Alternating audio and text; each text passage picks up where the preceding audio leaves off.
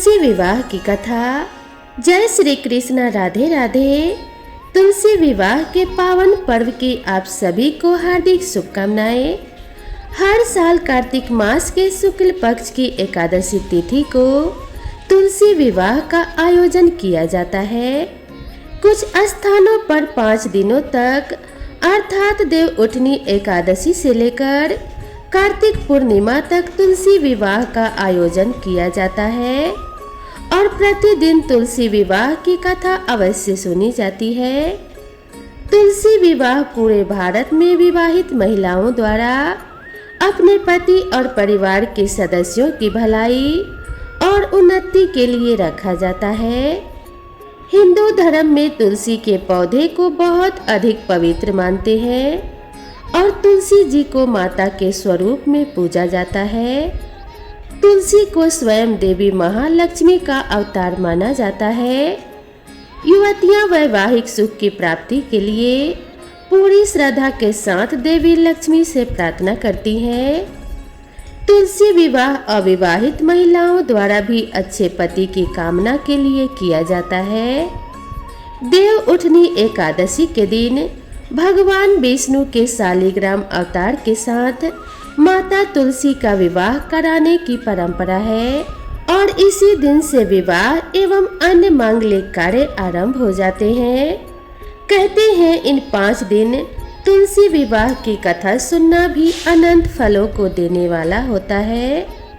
तो आज मैं आपको सुना रही हूँ तुलसी विवाह की बड़ी ही दुर्लभ और पावन कथा। तो आइए भगवान श्री लक्ष्मी नारायण जी के चरणों का ध्यान करते हुए तुलसी विवाह की कथाओं को सुनते हैं। सावर्णी मुनि की पुत्री तुलसी अपूर्व सुंदरी थी। उनकी इच्छा थी कि उनका विवाह भगवान नारायण के साथ हो।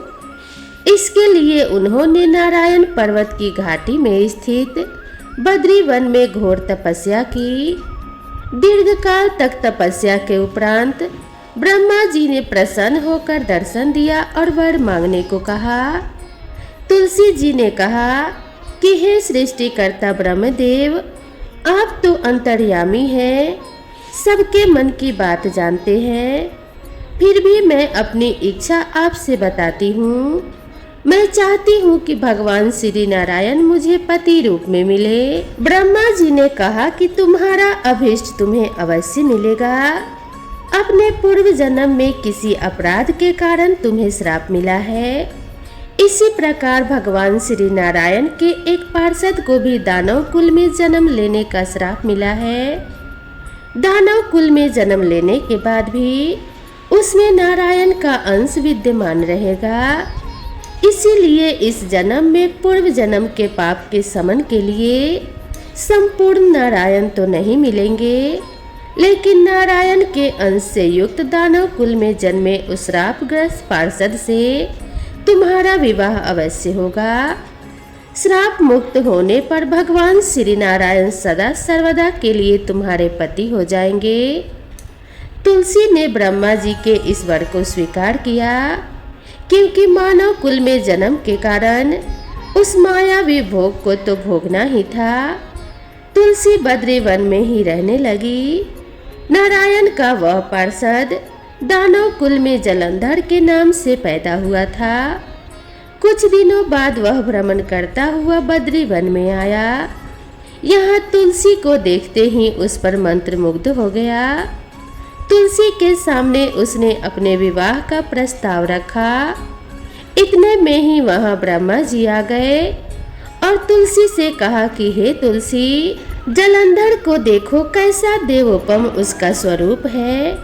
दानव कुल में जन्म लेने के बाद भी लगता है जैसे इसके शरीर में नारायण का वास हो। तुम प्रस्ताव को सहर्ष स्वीकार कर लो। तुलसी को भी लगा कि उसकी तपस्या पूर्ण हुई, उसे इच्छित फल मिला है। जलंधर के साथ उसका गंधर्व विवाह हो गया और वह जलंधर के साथ उसके महल में पत्नी बनकर आ गई। जलंधर ने अपनी परम सुंदरी सती साध्वी पत्नी तुलसी के साथ बहुत दिनों तक राज्य किया। उसने अपने राज्य का इतना विस्तार किया कि देवलोक तक उसके अधिकार में आ गए। स्वर्ग का सुख भोगने वाले देवताओं की दशा भिखारियों जैसी हो गई। जलंधर किसी को कष्ट नहीं देता था, पर अधिकार और राज्य छिन जाने से सारे देवता मिलकर ब्रह्मा, विष्णु और शिव जी की सभा में गए तथा अपनी विपत्ति सुनाई। ब्रह्मा जी ने कहा कि तुलसी परम साध्वी है, उसका विवाह जलंधर से मैंने ही कराया था। जलंधर को तब तक हराया या मारा नहीं जा सकता जब तक तुलसी को न छला जाए। विष्णु जी ने कहा, जलंधर पूर्व जन्म में मेरा पार्षद था, श्राप के कारण उसे दैत्य कुल में जन्म लेना पड़ा। इस जन्म में भी मेरा अंश उसमें व्याप्त है। साथ ही तुलसी के पतिव्रत धर्म से वह अजय है। फिर देवताओं की सहमति से भगवान शिव ने जलंधर के पास संदेश भेजा कि या तो वह देवताओं का राज्य लौटा दे या फिर उनसे युद्ध करे। जलंधर शंकर के पास पहुंचा और उसने कहा कि हे देवादिदेव, आपके लिए देवताओं का पक्ष लेना उचित नहीं है। राज्य बढ़ाना हर राजा का कर्तव्य है।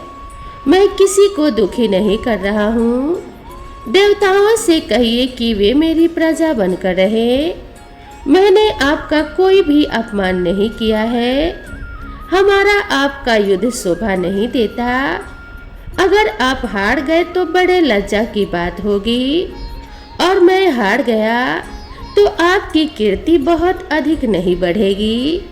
भगवान शंकर फिर हंसने लगे। वे तो सब रहस्य समझते थे। तुलसी और जलंधर के पूर्व जन्म के श्राप की अवधि लगभग पूरी हो चुकी थी। फिर शंकर जी बोले, इसमें कीर्ति और लज्जा की बात नहीं है।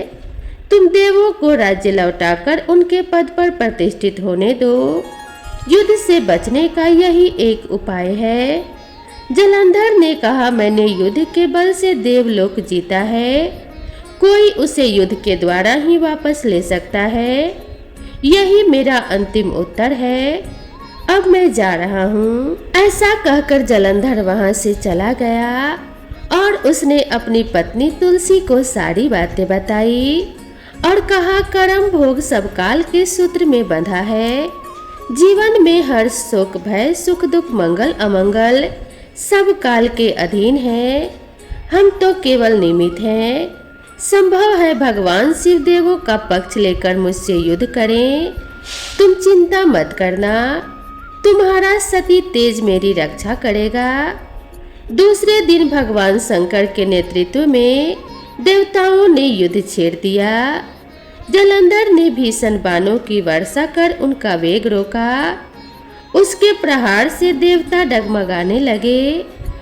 उसने दानवी शक्ति का प्रयोग कर मायावी युद्ध आरंभ किया।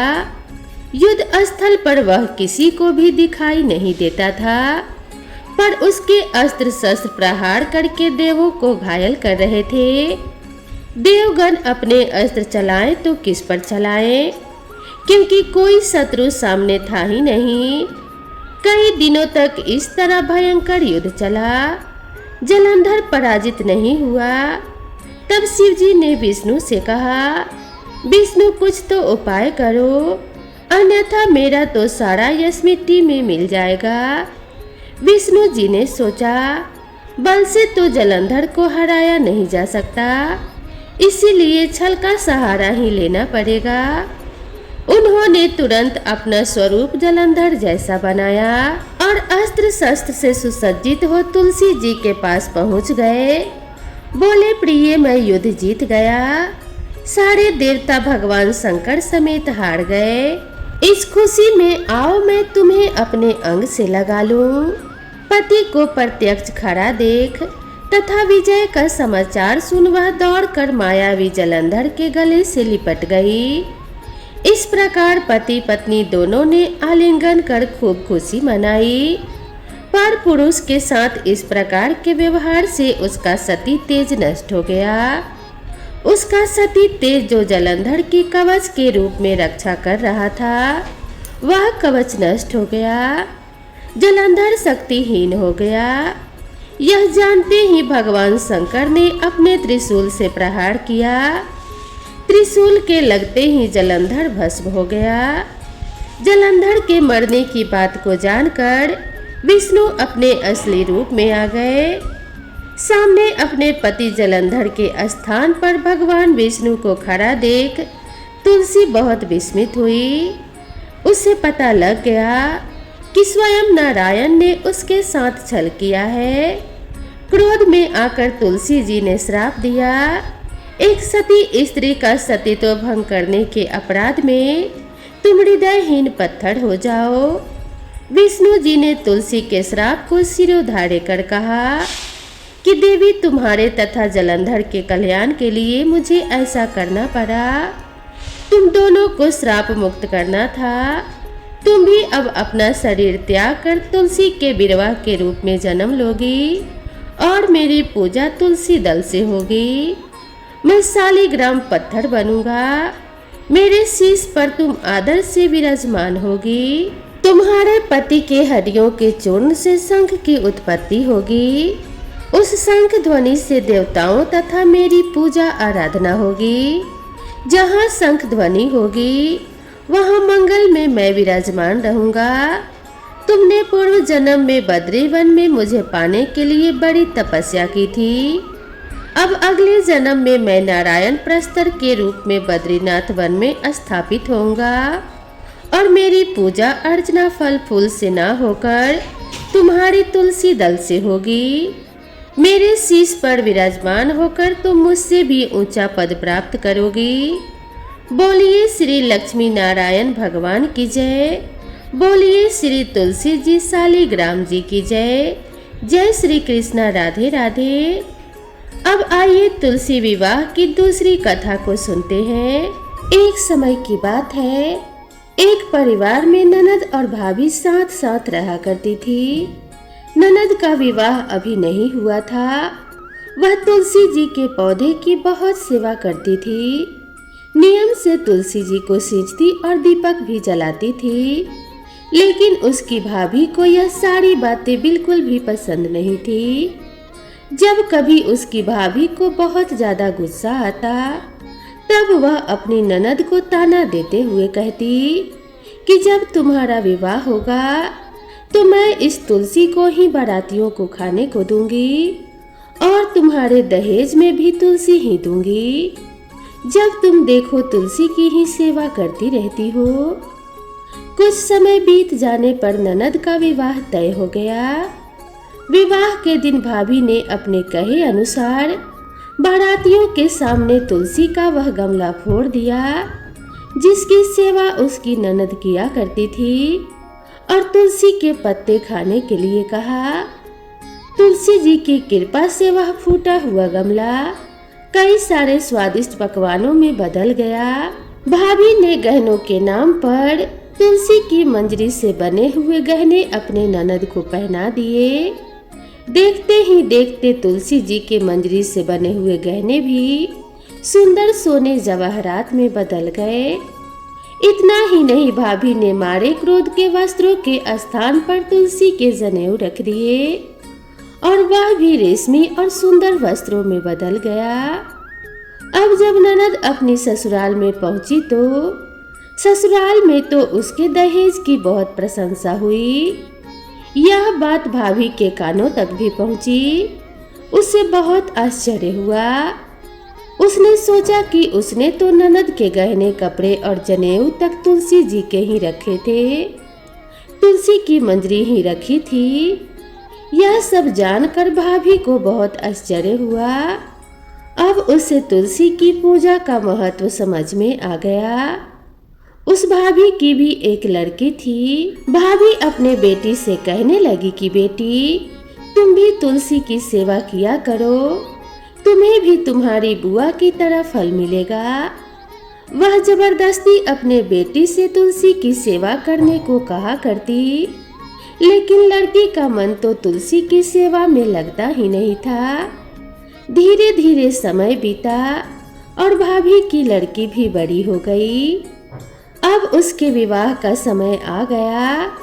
तब भाभी सोचने लगी कि जैसा व्यवहार मैंने अपनी ननद के साथ किया था वैसा ही अब मैं अपने बेटी के साथ में भी करूंगी, तो यह भी गहनों से लद जाएगी और बारातियों को भी खाने में तरह तरह के पकवान मिलेंगे और ससुराल में भी इससे बहुत मान सम्मान मिलेगा। यही सोचकर भाभी ने बारातियों के सामने तुलसी का गमला फोड़ दिया, लेकिन इस बार गमले की मिट्टी मिट्टी ही रही। मंजरी और पत्ते भी अपने ही रूप में रहते हैं। जनेऊ ने भी अपना रूप नहीं बदला। और जब भाभी ने सभी बारातियों को खाने में तुलसी के पत्ते दिए तो यह देखकर सभी लोग और बाराती भी भाभी की बुराई करने लगे। भाभी ने लालच में आकर अपनी बेटी के दहेज में भी तुलसी के पत्ते और मंजरी आदि रख दिए थे। जब बेटी अपनी ससुराल पहुंची तो वहां पर भी उसकी बुराई ही हुई। भाभी गुस्से के मारे कभी भी अपनी ननद को नहीं बुलाती थी। एक दिन भाई ने सोचा कि मेरी पत्नी तो मेरी बहन को बुलाती नहीं है, क्यों न मैं ही अपने बहन से मिलकर आऊं। यह सोचकर उसने अपने पत्नी से कहा और कुछ उपहार अपनी बहन के लिए ले जाने की बात कही। तो भाभी ने थैले में ज्वार भरकर कह दिया कि यह लो और कुछ नहीं है, तुम यही लेकर जाओ। तब भाई बहुत दुखी मन से अपनी बहन के पास चल दिया। रास्ते में वह सोचता रहा कि कोई भाई भला अपनी बहन के घर ज्वार लेकर कैसे जा सकता है। यही सोचकर वह गौशाला के पास रुक गया और ज्वार का वह थैला उसने एक गाय के सामने पलट दिया। तभी एक ग्वाले ने यह सब देख लिया। तब ग्वाले ने आकर भाई से कहा कि अरे आप गाय के सामने यह हीरे मोती और सोना क्यों डाल रहे हो, इसे तो घास डालनी होती है। तब भाई ने देखा तो वह हैरान रह गया। फिर भाई ने ग्वाले को सारी बात बताई और धन लेकर खुशी खुशी अपने बहन के घर चल दिया। दोनों भाई बहन एक दूसरे को देखकर बहुत प्रसन्न हो गए। तब बहन ने तुलसी माता से सच्चे मन से प्रार्थना की कि उसकी भाभी को भी समृद्धि प्राप्त हो जाए और तुलसी माता की कृपा से उनके घर में सुख समृद्धि और धन के भंडार भर जाए। तब कुछ दिनों के बाद देखते ही देखते भाभी का मन बदल गया और वह अपनी ननद को बहुत मान सम्मान देने लगी और अब वह भी सच्चे मन से तुलसी जी की सेवा करने लगी। तुलसी माता की कृपा से उनके घर में सुख समृद्धि के भंडार भर गए। उनके घर में अब कलह कलेश नहीं होता था और सभी सुखी रहने लगे। तो प्रेम से बोलिए तुलसी माता की जय। अब आइए तुलसी माता और बुढ़िया माई की कहानी को सुनते हैं। एक बार एक गांव में एक बुजुर्ग महिला रहा करती थी। वह बहुत ही पूजा पाठ किया करती थी। वह रोज तुलसी माँ की पूजा करती थी। वह बुजुर्ग महिला रोज तुलसी माता से कहती कि हे तुलसी माँ, तू मुझे बहू दे, पीताम्बर की धोती दे, मीठा मीठा घास दे, बैकुंठ में वास दे, चटक की चाल दे, पटक की मौत दे, चंदन का काठ दे, रानी सा काज दे, दाल भात का भोजन दे, 11 की मौत दे और श्री कृष्ण जी का कंधा दे। वह बुजुर्ग महिला हर महीने में तुलसी माता की रोज पूजा करती और उनके गमले को रोज सींचती। तुलसी माता बुजुर्ग महिला की बात सुनकर धीरे धीरे सूखने लगी।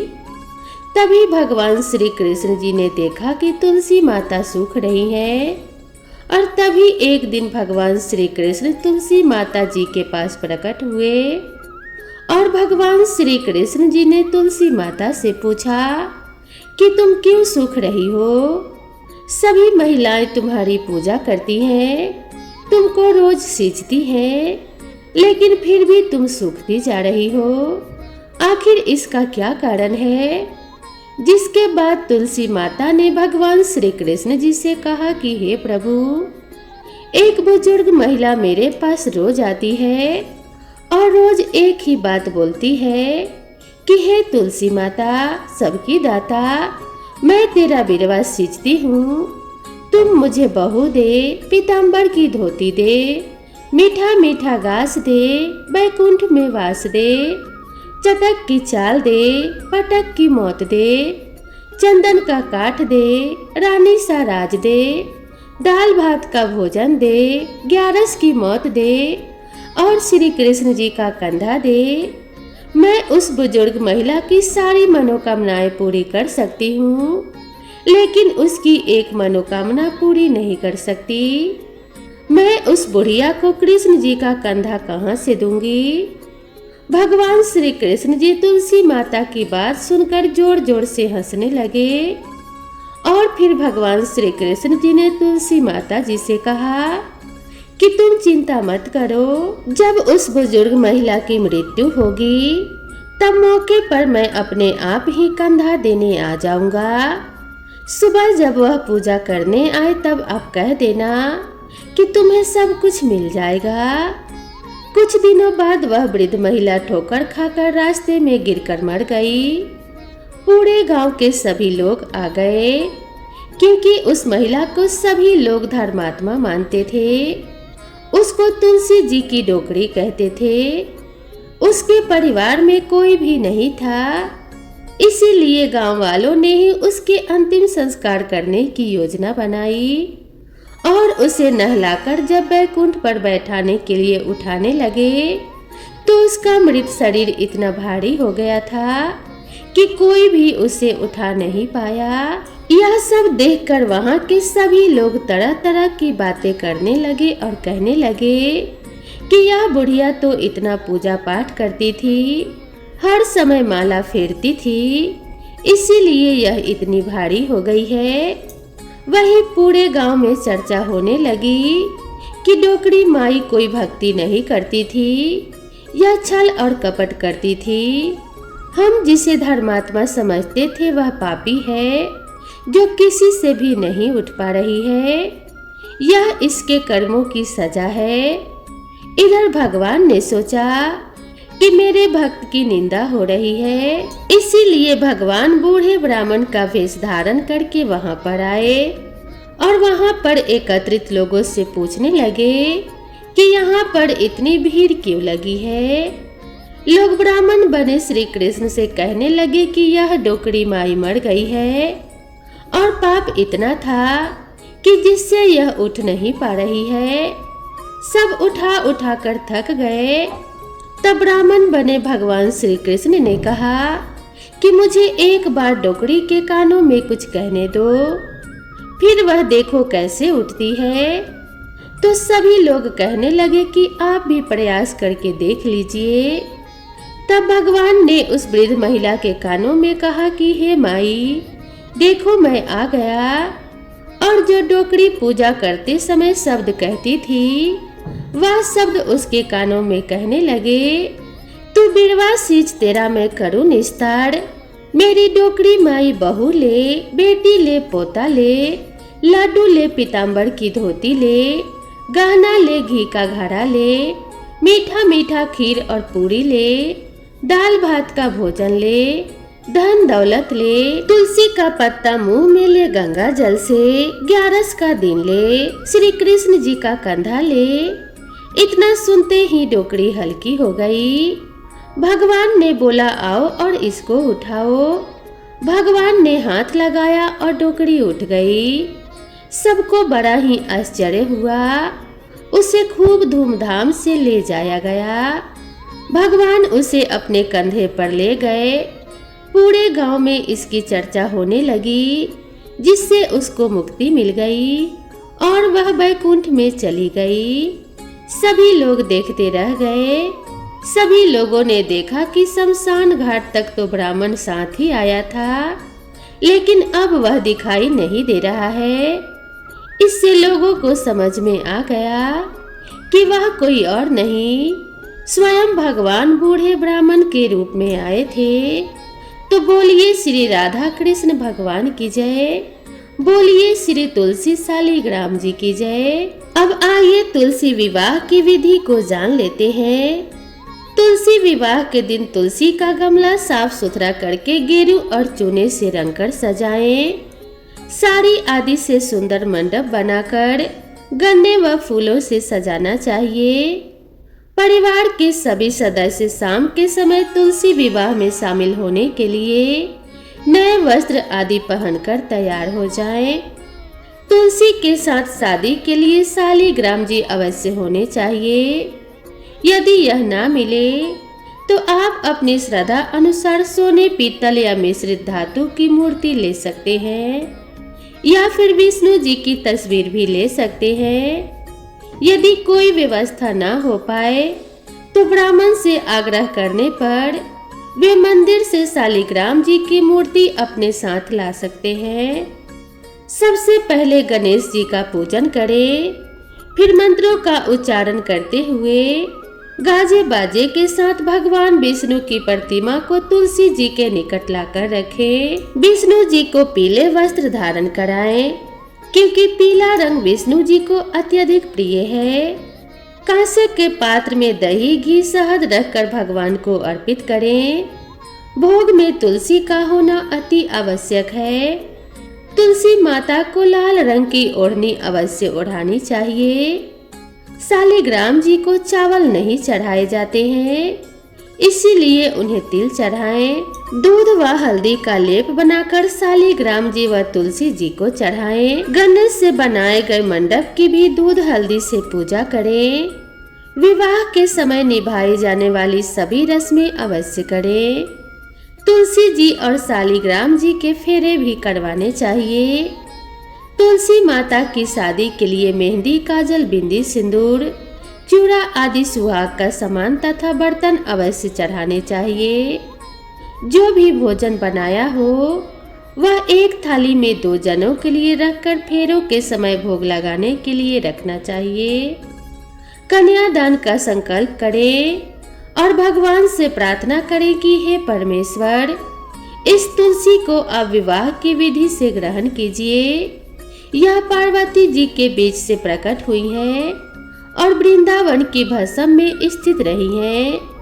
आपको तुलसी अत्यंत प्रिय है, अतः इसे मैं आपकी सेवा में अर्पित करती हूँ। मैंने इसे पुत्री की तरह पाल पोस कर बड़ा किया है और आपकी तुलसी आपको ही दे रही हूँ। हे प्रभु, इसे स्वीकार करने की कृपा करें।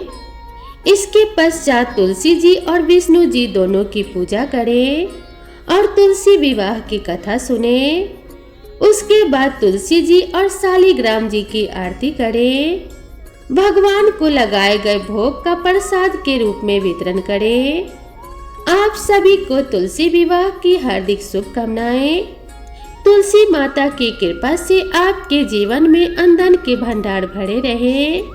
तो प्रेम से बोलिए जय श्री हरि विष्णु महाराज की जय, तुलसी महारानी की जय।